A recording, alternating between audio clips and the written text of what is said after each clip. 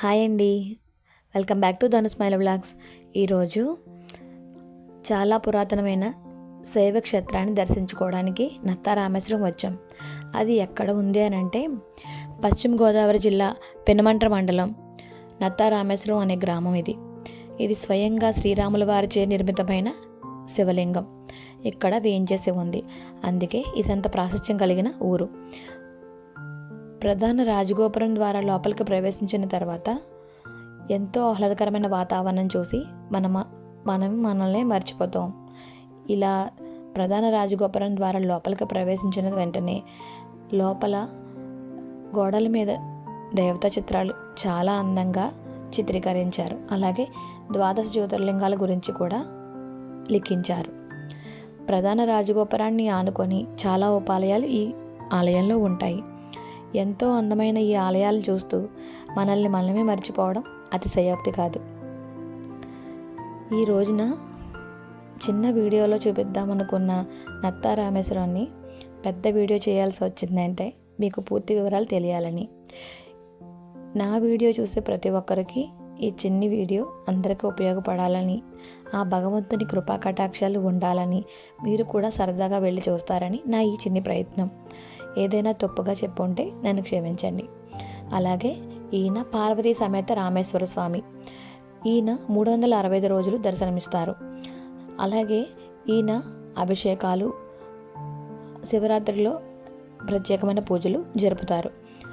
ఇక్కడ విశిష్టత ఏంటంటే ఒకే ఆలయంలో చాలా శివలింగాలు ఉండటం.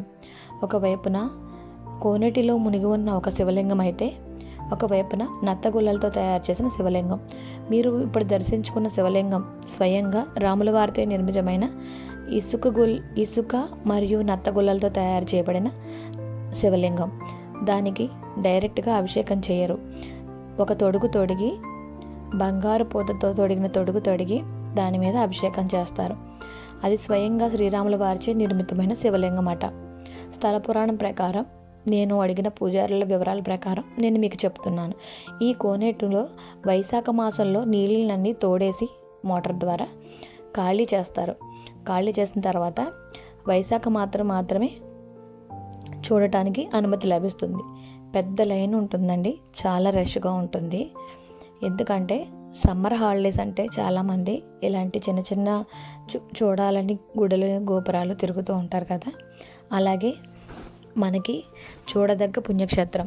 సోమవారం అయితే ఇక్కడ అన్నదానం జరుగుతుందండి. అతిపెద్ద బసవయ్య కోనేటిలో శివాలయాన్ని పర్యవేక్షిస్తూ ఉంటాడు. అలాగే ఇలా మెట్లు దిగి కోనేరులోకి కిందకి దిగాలి.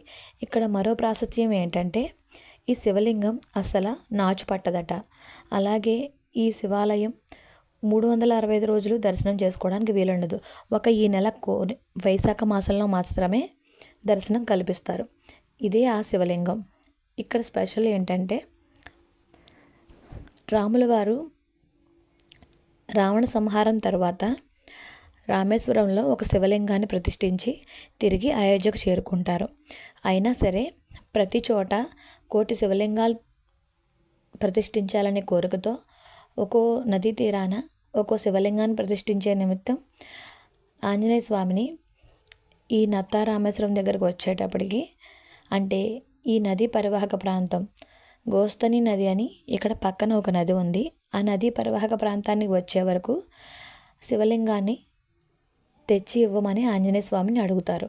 ఆయన తెచ్చేటప్పటికి కాల వ్యవధి ఎక్కువ అవుతుండటంతో ఆ నత్తారామేశ్వరం దగ్గర ఉన్న గోస్తని నదిలోంచి నత్తగుల్లలు, ఇసుకతో శివలింగాన్ని తయారు చేస్తారట. అదే మీరు ముందు దర్శించుకున్న శివలింగం. అలాగే క్షీరా నది అని కూడా అంటారట దీనిని. ప్రస్తుతం కాలక్రమేణా ఇవన్నీ కాలగర్భంలో కలిసిపోతున్నా మనం ఫ్యాక్టరీ నుంచి వెలువడే వ్యర్థ పదార్థాల వల్ల ఆ నది కలుషితమైపోయింది. ఆలయాలు చూడటానికి చాలా ముచ్చటగా, ఎంతో అందంగా ఉంటాయి. ఈ ఆలయ ప్రాంగణంలో అతిపెద్ద రావి చెట్టు ఉంటుంది. దానికి పుష్యమి నక్షత్రం ఉన్న వాళ్ళు 3 ప్రదక్షిణలు చేస్తే ఎటువంటి దోషాలున్నా తొలగుతాయని ఇక్కడ ప్రతీతి. అలాగే జమ్మి చెట్టుకు కూడా దీపధూప నైవేద్యాలు ఇస్తూ ఉంటారు. ఇక్కడ కొత్తగా నిర్మించిన వంతెన దాటి గోస్తని నది అవతల వైపుకు వెళితే అక్కడ ఒక శివాలయం ఉంటుంది. ఎటువైపు చూసినా పచ్చని పొలాలు, ఆహ్లాదకరమైన వాతావరణంతో ఈ ప్రాంతం అంతా చాలా అందంగా ఉంటుంది.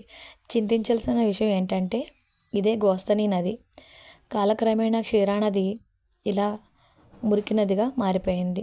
ఇది మనం చేసుకున్న దౌర్బల్యం. ఎంత ప్లాస్టిక్ నిండిపోయిందో చూసారా? చూడటానికే బాధగా ఉంటుంది కదా. ప్లీజ్ దయచేసి డస్ట్బిన్స్ యూజ్ చేయండి. ఎక్కడ పడితే అక్కడ చెత్తని పాడేయకండి. మన చరిత్రని మనమే చేతులారా నాశనం చేసుకుంటున్నాం. ఈ చిన్న వీడియోని అందరికీ షేర్ చేయండి, లైక్ చేయండి, సబ్స్క్రైబ్ చేయండి. ఇది కోనేటి వెనుక వైపు నుంచి తీసిన వీడియో. ఇదే ఆ సరస్సు. చెరువులు అలా మునిగి ఉండే ఈ ఆలయం ఎంతో విశిష్టత కలిగి ఉంది.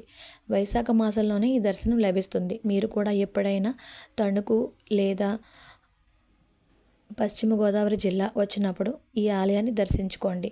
ఆ భగవంతుని కృపా కటాక్షాలు మీకు కూడా ఉండాలని మనసారా కోరుకుంటూ నా ఈ చిన్ని ప్రయత్నం. అలాగే జుత్తుగా, మల్లెపూడి, రామేశ్వరం అనే 3 గ్రామాలు దగ్గరలో ఉంటాయి. మీరు ఈ స్థలానికి వేంచేసినప్పుడు ఆ ఆలయాలను కూడా దర్శించుకొని ఆ స్వామివారి కృపా కటాక్షాలకు పాత్రలు కండి. అలాగే నా ఛానల్ని సబ్స్క్రైబ్ చేసుకోండి. నా ఈ చిన్ని ప్రయత్నాన్ని మీరందరూ ఆదరించండి.